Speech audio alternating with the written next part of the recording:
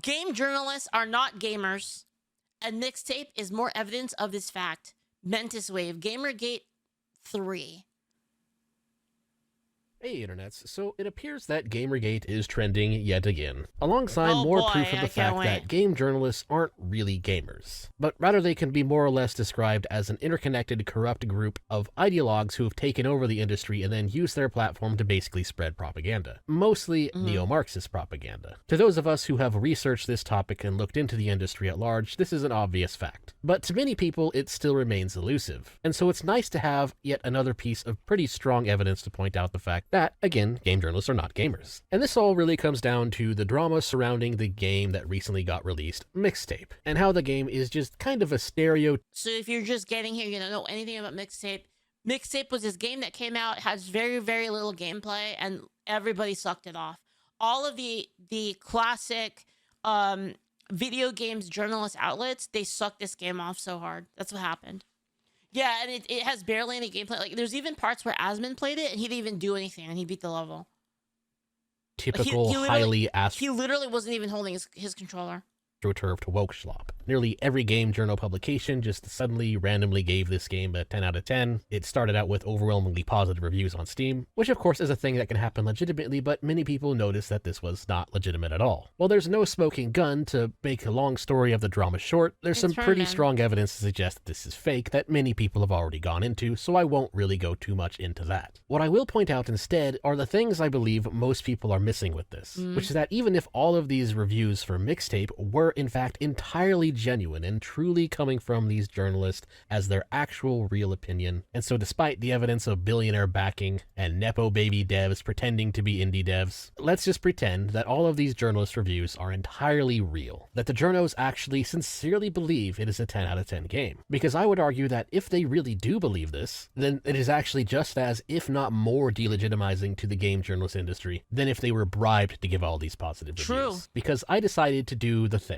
I decided to actually, well, sort of play the game, to see what all the fuss was about and to see if this was a something burger or a nothing burger that I could just ignore. Because again, sometimes culture war things matter and sometimes it's just stupid slop. Should I play it, chat? Chat, should I play the game? What do you think? Do I play it? No? Fuck it? Nothing to play? Damn. It's unfortunate. This is one of the times that it turned out it mattered. Now, fortunately for me, I didn't actually have to physically buy the game or play it myself, because Mixtape is really just a story. It is more like an interactive movie than a real game, which by itself, that doesn't automatically make it a bad game. I mean, there's plenty of visual novels and story-based games out there. Tons of RPG games are just story-driven. But when I watched this game, basically just by watching somebody else stream it, I noticed a lot of problems that stood out. Here's just a quick mini review. The problem with the quote-unquote game is that it's a story-based game with a very predictable and very generic story. But the thing that shows the problem with game journalists is how it's supposed to be a nostalgia-bait story, but it doesn't actually do that if you're a gamer. And I wouldn't even say it's that bad, as in it horrible 1 or 2 out of 10 bad. It's more like this game story is a solid 4 out of 10, or a forgettable D+ experience. Specifically, the plot is extremely midwit coded. It panders to the type of normie that doesn't want to accept the fact that they are a normie, where they seem to think that listening to pseudo-alternative music is enough to qualify them as an intellectual. A TLDR of the plot is that you have this group of teenage friends who are going to be attending a party, and they need to find booze for the party, and as they're looking for booze, they run into various things that either trigger a cutscene or trigger a minigame, with the story basically being a generic coming-of-age story. And there's a few huge problems that stand out for this. The first is that the minigames are apparently completely unlosable. Nothing you actually do can result in a failed score. The person I watched streaming this noted this quite often. You know why? It's because losing feels bad. It feels so bad to lose. I don't want to lose the game. It hurt my feeling. It's interactable, but nothing you actually do does anything. There's no way to actually fail the mission, even though one of these scenes is a major platforming section. But it is a platforming section that is unlosable. If the character fails to dodge a car, for example, they'll just kind of slide over the car instead. In other words, game journalist difficulty is the default and only difficulty mode. No need to actually be any good at the game. And that's not even the biggest problem. Another issue is how the story is effectively what I would call an example of woke washing. Because I happen to be one of the people who was born in the 80s, and I came of age in the 90s. So you would think that a nostalgia bait game I don't know what that's like. Based in the mid-1990s, as well as the fact that the area that the game takes place is very similar to the area that I grew up in, I would have thought that this game would have given me a fix for nostalgia. But it didn't. It completely failed. Because all of the dialogue in the game and everything the characters go through is heavily politically correctified. Because these kids do not talk or act like 90s kids. Rather, they talk like a heavily Disney-fied version of them, where nearly all of the very much not politically correct banter that you would normally talk like in the 90s has been completely removed. And then, of course, they top it off with the usual DEI representation characters. And it is all, again, very mid-wit coded. None of the characters are likable. Rather, the story remind me specifically of the painfully average kids. They always have this problem whenever they try to make these games. They make the characters completely unlikable. Like, they're just, like, incapable of making characters that anybody cares about. Like, this happened with Dustborn, where just all... Like, you wanted the characters to lose in Dustborn because they were so bad. Who would spend their days getting high and listening to music and then getting high again and then listening to more music again, and round that goes. That's pretty much their entire life. Those are the kinds of... Hold on, guys. I don't even remember that being like a thing. Like, to that level. Was that real? Ayo chat, is this real? Just in certain locations? Kids I directly made an effort to avoid back then, and honestly still disassociate myself from today, because they're just boring people. They just kind of exist in a state of constant vibes and having no real thoughts of their own, and honestly they don't really ever grow out of that from what I've seen. A lot of them tend to just kind of stay that way as adults. But more importantly, and the big issue here, is that they're not gamers. Because that's the big thing missing from this supposed nostalgia game. It's a game about 90s nostalgia that includes no 90s gaming. Yes, that's right. That's the thing I noticed when watching this thing. As you go through these characters' rooms and you look around, there's no gaming. It's all just generic band groupie schlop stuff. And that's a really key issue here. Yep. A nostalgia game aimed at gamers should have some gaming nostalgia to it. Versus expecting to see a scene where you walk up to a Sega Genesis. Well, I mean, it's possible. I mean, just trying to be fair here. It's possible that did they say it was a nostalgia game for gamers? I mean, I guess who else would the target audience be? I suppose, but wait, maybe that's the problem. Maybe okay. I guess that's the point. That's the point Mentis is trying to make, is that it's normies making a game for. Normies making a game for normies, but then it's gamers that play games. Like, what the fuck? What the fuck? Yeah, what the hell? Or something, or at least an NES or an Atari or a Super Nintendo, and talk about games and reminiscent about the old games, you'd think you'd want to include that. That is, unless of course your target audience for this nostalgia is not for gamers. Like, for example, one of my best memories from that time is playing GoldenEye with my friends. Or if not with friends, playing Shinobi 3. He fucking knows, man. That was the shit right there, man. At 2 a.m. on a Friday night. That's the kind of time that you had if you were an actual gamer from those days. Oh, yeah. And the weirdest part is they even seem to tease it. These seem to be upper middle class kids in Northern California. And so they have things like TVs and computers in their own room, and yet attached to this classic CRT TV is no games. Where are the games? There's no games. Error 404, gaming nostalgia not found. Yep. Because, of course, this nostalgia story is not for gamers. Rather, it's a nostalgia story aimed at the upper middle class normie who eventually goes to college on their parents' dime, then go get... Yup, and then they... Oh, my God.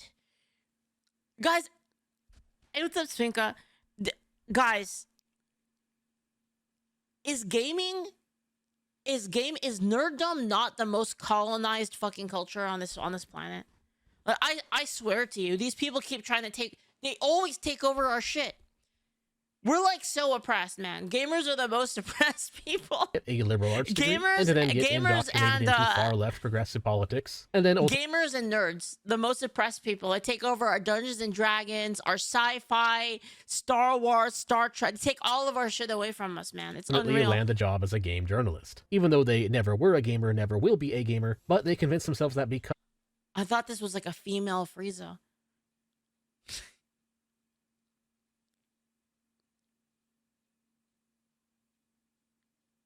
Probably just as racist, honestly.